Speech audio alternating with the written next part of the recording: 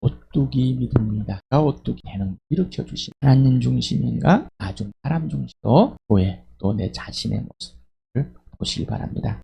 성령께서 물론 우리를 들쳐먹일 때 여전히 모습이대로를 해주시는 그 예수님, 용서해주시는 그 예수님, 용납해주는 예수님 안에 누리시길 축복합니다. 지난주에 회개 없는 순종으로 비우치는 또 자신의 범죄함을 숨겨버리고 물론 또 다른 행동을 하면 순종하는 것처럼 범죄함을 성령께서 밝혀주는, 인정하지 않으려고 하는 마음.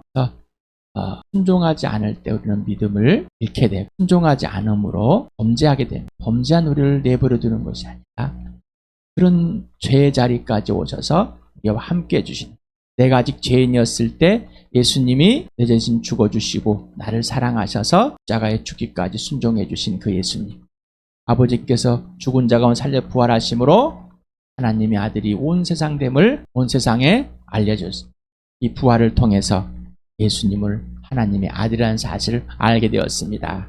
예수님이 부활하신 이유는 그분이 나의 주님이시기 때문에, 창조주이시기 때문에, 왕이시기 때문에, 내 구원이시고 믿음이시고 심판의 주인이요 구원의 주인이고 모든 것 되시기 때문에 예수님을 믿고 순종했습니다. 그런데 이 땅에 살고 나는 죄성을 그대로 가지고 살고 있습니다. 하나도 안 변했습니다. 내가 뭘 변해서 예수를 믿은 게 아니라 하나도 변한 것이 없는 내 모습이대로 믿음을 선물로 주시고 그 성령께서 그 믿음을 신 예수님을 믿게 해서 거듭나 다시 태어나게 해서 하나님의 나라를 포기하고 들어가게 해주셨습니다. 에게도 성령이 여러분에게 죄를 알려주시고 또 죄를 알려줘서 내가 주인 되어서 하나님을 떠나는 것을 인정하게 하고 고백하면서 내 길에서 하나님의 길로, 내가 주인에서 예수님의 주인으로 완전히 돌아서게 했습니다. 그런데 우리는 지금 이 땅에 사는데 내 몸은, 내 생각은 변하지 없습니다. 변함이 없습니다.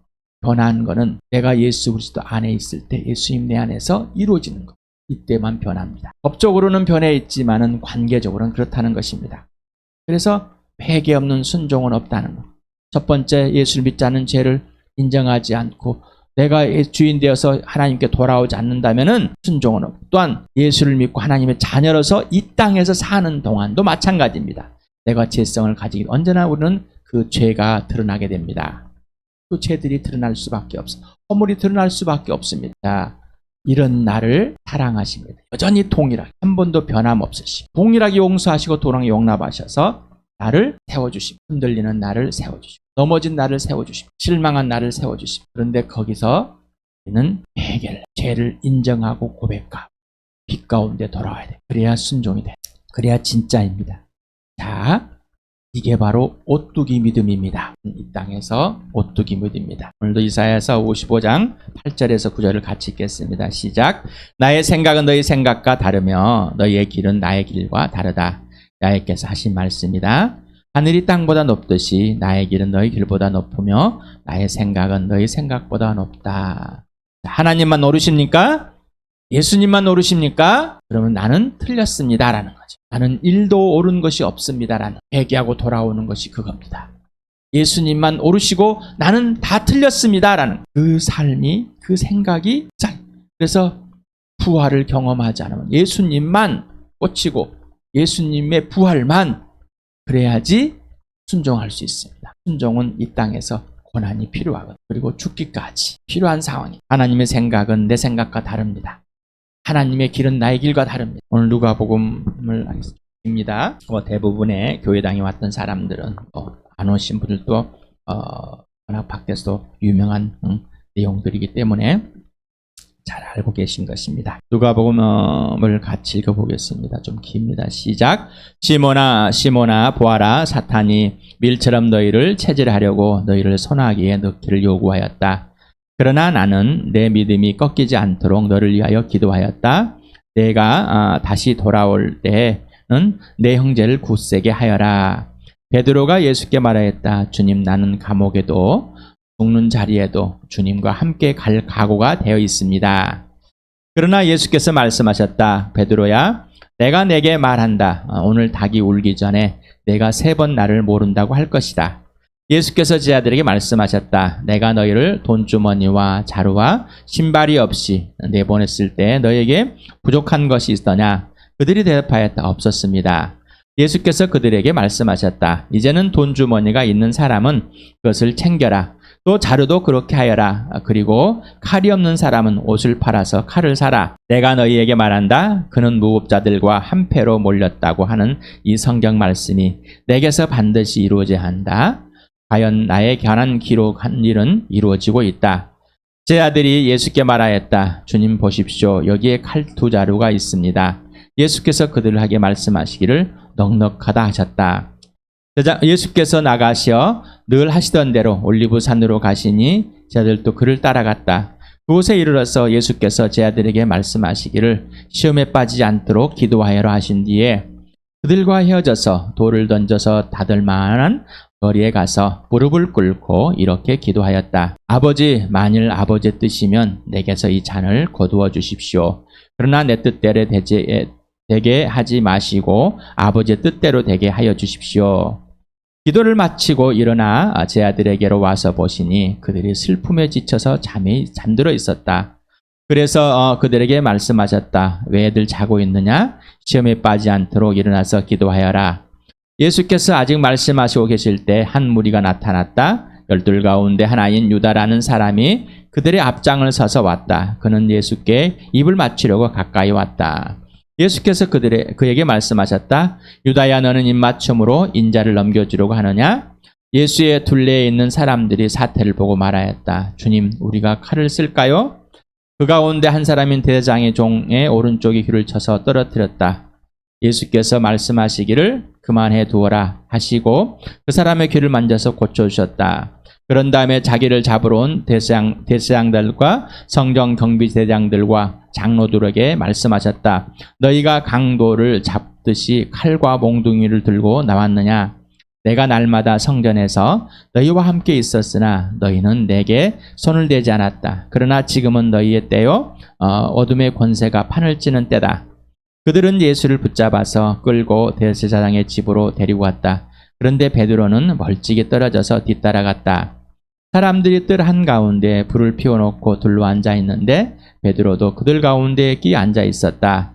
그때 한 하녀가 베드로가 불빛을 안고 앉아 있는 것을 보고 그를 빤히 노려보고 말하였다. 이 사람도 그와 함께 있었어요.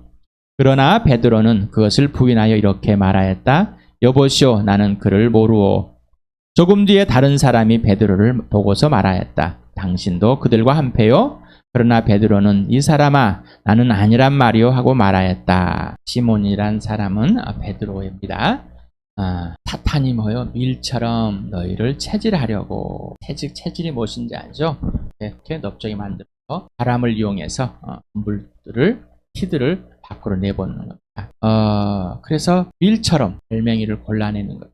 그런데 너희는 물처럼 티처럼 흔들려 날아가 버릴 것이다 라는 겁니다. 자, 사탄이 그거를 요구했다는 겁니다. 예수님. 그러면서 예수님은 내 믿음이 꺾이지 않도록 너를 위하여 기도하였다. 네가 다시 돌아올 때, 베드로 시몬 네가 다시 돌아올 때 네 형제를 내게 할 것이다. 다시 말하면은 예수님은 베드로가 버리고 떠나갈 것이다라는 것을 미리 알고 말씀해 주셨습니다. 그런데 베드로는 그런 마음을 갖고 있습니다. 주님, 나는 감옥에도 죽는 자리에도 주님과 함께 갈 각오가 돼요. 얼마나 멋진 말이겠습니까? 사람들은 내가 당신을 위해서 이렇게 하겠다 그러면요, 한라당 잘 믿지요. 우리는 그러한 사람, 특히나 스승이 되어 있는 사람들은 제자들이 그럴 때 자기를 인정해 주는 것 같아서 너무나 좋아. 이런 것을 갖고 있습니다. 우리는 누군가에게 내가 뭔가를 해줄 수 있는 것 같을 때, 또 내가 어떤 행위들을 해왔을 때 나는 이 정도는 할 수 있다고 착각을 하고 있습니다. 그런데 막상 내 생각과 다르게 봤을 때는 다릅니다. 예수님이 처음으로 나는 십자가에서 죽어야 되고 장로들과 대제사장들이 해서 잡혀가지고 죽어야 되고 나는 사흘 만에 부활해야 되겠다. 어떤 고백을 한 후냐면 선생님은 하나님의 아들이요 살아계신 하나님의 아들. 놀라운 고백을 하거나. 그래서 예수님이 그런 말할 때 보면 안 됩니다. 절대 그럴 수 없습니다. 예수님이 하신 말씀을 기억하십니까? 사탄아 물러가거라. 여러분 어떤 생각을 갖고 있습니까? 하나님의 생각, 하나님의 일. 여러분이 원하는 것에 또 행하는 것들을 하면서 나의 믿음을 자랑합니다. 나는 이 정도의 믿음을 갖고 있다라고. 그러면서 또 자기가 원하는 대로 되지 않으면 도망가 버립니다. 베드로처럼. 그리고 이 베드로처럼 용감한 사람은 용감하다고 생각하고 자기가 착각하고 있는 사람들은 어떻게 해요? 대제사장들과 장로들과 또 병사들과 이런 사람들, 칼과 힘을 가지고 살고 있는 사람들을 개 취급하면서 자기의 권력을 갖고서 사람들을 움직이려고 하는 그런 사람들. 자, 그런 사람들과 대응해서 생각하고 있는 사람이 베드로와 제자들입니다. 특히 베드로는 더 그런 열성을 갖고 있습니다. 사람들이 보기에는 굉장히 좋을 사람이, 사람들에게는 박수를 받을 사람이. 그런데 예수님은 박수를 쳐주지 않습니다. 너는 나를 버리고 너는 믿음에서 떠나. 그러나 나는 네를 돌이켜놓겠다. 흔들리지 않게 하겠다. 믿음을 회복. 마귀가 지금 너를 밀 까부르듯이 까불러. 위를 채질하듯이 너는 지금 체질을 당할 거야. 여러분 앞에 어떤 것들이 있습니까? 여러분 앞에 어떤 것들이 있어 왔습니까? 여러분은 그때마다 어떤 것들을 했습니까? 베드로와 같은 고백들, 내가 열심히 하고 있습니다. 바르다와 같은 사람들, 내가 열심히 하고 있습니다. 베드로와 지금 칼을 들고 경비병의 귀를 잘라버렸습니다. 그들과 맞서 싸우는 것, 그렇게 싸우는 것이 정당하다고 생각을 했습니다. 자, 사람들은 박수를 칠 수 있습니다. 그러나 하나님의 생각과 길은 달랐습니다. 예수님이 전에 성전에 있을 때 너희들도 같이 있고 나를 봤지.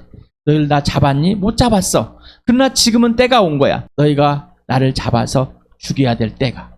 그리고 가룟 유다, 네가 지금 이런 돈 던져. 너는 나를 팔아야 할 때가 온 거야. 하나님의 뜻이 이 땅에서 이루어질 때가 온 거다. 자, 그래서 그 전에도 하나님의 뜻이 이루어졌지만 이제 예수님이 죽어야 할 때가 왔다는 것이죠. 그때 여러분들 앞에 놓여지는 것, 여러분 예수님께서 행하시고 하나님께 행하실 일들이 보여졌을 때, 왔을 때 여러분의 생각과 여러분의 길과 여러분이 행해왔던, 세상에서 배워왔던, 또 세상의 방식을 대해왔던 너무 다릅니다. 그런다 여러분은 당황스럽고 두렵고 불안한 것, 세상에서 배워왔던 여러분이 갖고 있는 가치관과 습관대로 여러분을 행하게 됩니다. 그리고 원망은 하나님께 합니다. 그렇게 행하는 자는 항상 실패하거든요.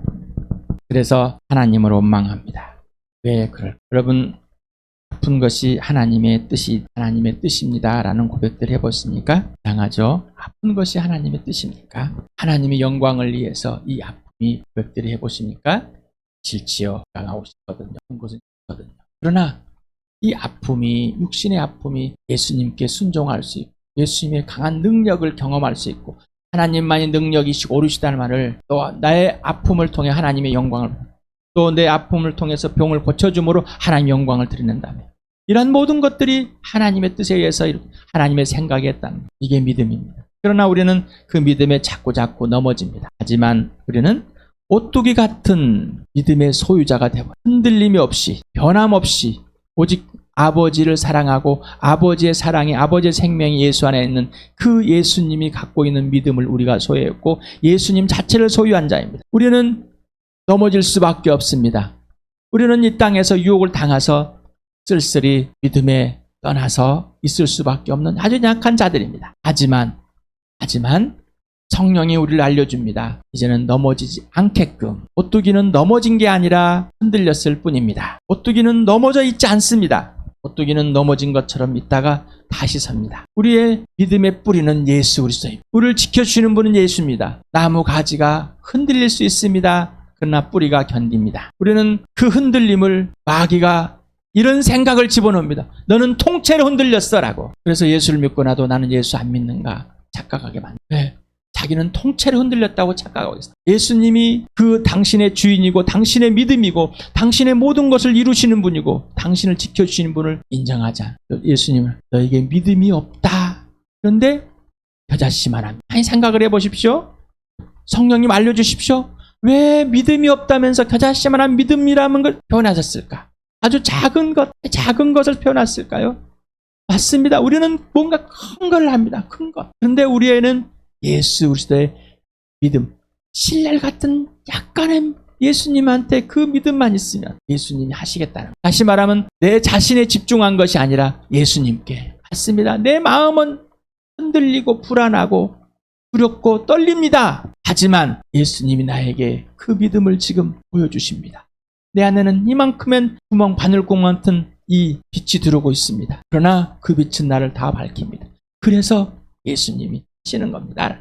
이게 겨자씨만한 믿음입니다. 큰 믿음이 아니라 우리에게 내가 그런 베드로와 같은 큰 믿음의 소유자 같지만은 그런 큰 믿음의 소유자가 아니라 자기 욕심에, 자기 자랑에, 자기 의에 빠져있는 사람입니다. 예수님을 버리고 떠나가버린 베드로, 얼마나 슬퍼할. 그러나 예수님은 죽으시고 부활하신 다음에 내 아들을 찾아가지고 부활의 채를 보여주시고 그들이 다시 돌아와서 진짜 이 땅에서 영원한 피조물, 새 피조물, 새 창조의 역사가 일어나고 구원의 역사가 일어나고 진짜 마지막 날에 이루어질 이 부활체가 직접 이 땅에서 이루어졌다는 사실을 보고 예수님께 돌아옵니다. 그리고 그 예수님이 이제 지시하는 대로 행하게 됩니다. 내 믿음이 아니라, 내 자랑이 아니라, 내가 갖고 있는 것이 아니라 오직 예수 그리스도의 믿음, 예수님이 주시는 것, 예수님이 하라는 것, 지시하는 대로. 왜 예수님이 아버지가 하라는 대로, 아버지가 말하는 대로 행하는 대로 했을까? 우리가 그런 존재가 되었다. 아버지를 사랑하는 아버지의 생명과 사랑이 그 안에 있고 우리에게 우리 생명이 우리 안에 있기 때문에 사랑이 우리 안에 들어와 버렸기 때문에 우리도 이제 예수님같이 그런 존재가 돼버렸고 그렇게 할 수 있는 가치가 있는 자가 돼버렸다는 것입니다. 그러나 이 땅에서 오뚜기처럼 예수님이 이 잔을 좀 피하고 싶습니다. 그렇지만은 보여줍니다. 나는 아버지의 뜻만을 위해서 있으니 아버지가 오르십니다. 나는 지금 오뚜기처럼 흔들릴 수 있는 내 모습입니다. 우리도 마찬가지입니다. 그러니 우리는 예수님의 그 흔들림이 있었는데 우리는 얼마나 고통 속에 이런 하기 싫은 것이 있을까요? 옳지만은 순종하기 싫은 게 있을까요? 하나님이 오르시지만 맞습니다. 그런데 순종하기 싫습니다. 우리의 모습들입니다. 네, 예수님이 너의 믿음을 지켜주겠다. 회복해주겠다. 보여준 겁니다. 예수님이 보여준. 사탄이 자기를 유혹해서 또 이 죽음의 고통이 유혹해서 하지만 예수님은 자신만한 믿음이 뭔 줄 아니? 아버지가 원하는 대로 하십시오. 자, 여러분 예수 믿으십니까? 예수 믿는 사람은 오뚜기입니다. 예수 믿는 사람은 오뚜기입니다. 오뚜기는 넘어진 게 없습니다. 넘어져 있는 것처럼 하지만 다시 일어나. 넘어진 것이 아니라 흔들렸을 뿐입니다. 자, 그런데 우리는 흔들림을 넘어짐이라고 생각하고 우리의 믿음이 없어진 거라고 생각합니다. 내 믿음은 없습니다. 믿음을 선물로 받은 것만 남습니다. 그러니 이러한 베드로와 같은 상황, 예수님과 상황에 들 때 우리는 하나님의 오르심을 그리고 하나님의 뜻이 진짜로 이루어지심을 아버지께서 원하는 대로 하심을 고백하고 인정하고 순종하길 바랍니다. 또한 흔들려서 관계가 깨졌을 때 즉시 성령께서 알려주십니다. 내 범죄함을. 그럴 때 인정하고 회개하고 돌아와서 빛 가운데서 사귀시길 바랍니다. 왜? 여전히 우리는 예수 빛 속에서 있기 때문입니다. 여전히 우리는 예수님의 용서와 예수님의 사랑과 제사함과 예수님의 용납 안에 있기 때문입니다. 우리는 예수를 통해서 하나님과 화해됐지 우리 스스로가 화해된 건 없습니다. 하나님께서 예수를 죽은 사람 살려서 이 부활로 우리가 예수와 함께 살려서 이 부활에 있고 예수와 함께 살려서 예수님의 하늘 보좌에 있듯이 우리가 이미 하나님 보좌 안에 들어가 있습니다. 이미 하나님 나라에 들어가 있습니다. 자, 이 특권, 이 가치, 이 존재를 망각하지 마시 바랍니다. 어떠한 흔들림이 있을지라도 어떠한 유혹이 있을지라도 내 안에 살아계신 성령께서 보여주실 때 그 큰 거를 보지 마시고 뭘 보라고요? 바늘구멍을 보시라고. 겨자만한 그걸 보라고. 예수님이 여러분을 이 교회를 일으키십니다. 내 스스로 일어나는 오뚜기가 아니라 믿음이신 예수님이 사랑이신 예수님, 생명이신 부활이신 예수님이 나를 오뚜기처럼 해놓으셨습니다. 예수님이 이 땅에서 죽으시고 부활하신 이유는 우리를 이제 죽었다가 부활하신 일을 살기 위해서 죽어도 주를 위해 살아도 주를 위해 베드로 같은 고백이 아니라 예수 그리스도의 겸손함과 순종하심과 생명과 부활 안에서 예수 그리스도가 지시하는 대로 살아갈 수 있는 그 특권을 얻은 자들입니다. 예수님만 오르십니까? 예수님만 오르십니다. 어떠한 상경관건 내가 이해할 수 없을지라도 예수님만 오르십니다. 자, 하늘에 속한 생명이십니까? 예수님께 속한 생명이십니까? 하면 그 예수님의 사랑을 누리시길 바랍니다. 예수님 나를 목숨 버려 사랑하셨으니 우리도 목숨 버려 사랑할 존재들을 사랑하는 겁니다. 예수님을 사랑하게 됐습니다. 이제 예수님이 사랑하여서 예수님이 구원하신 이 교회를, 피값산 이 교회를 사랑하시길 바랍니다.